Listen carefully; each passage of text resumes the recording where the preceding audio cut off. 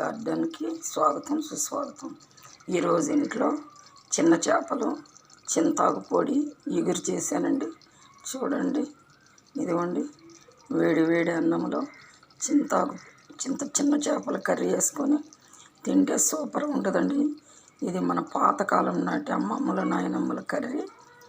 అన్ని చిన్న చేపలు, ఎర్రగడ్డలు, టమాటాలు, పచ్చిమిర్చి, కొత్తిమీర, కరివేపాకు, ఆయిలు, ఉప్పు, కారం, పసుపు అన్నీ వేసేసి కలిపేసి ఎర్రగడ్డలు అన్నీ వేసి కలిపి ఒకేసారి పొయ్యి మీద పెట్టేసేదాను.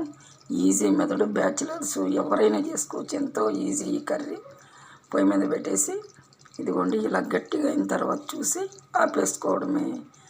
చూసారుగా ఫ్రెండ్స్, చిన్న చేపలు చింతాకు పొడి ఇగురు రెడీ అయిపోయింది. చూడండి, వీడియో తీద్దామనుకున్నాను, అంతలోకే అయిపోయిందండి, అది ఆగిపోయింది.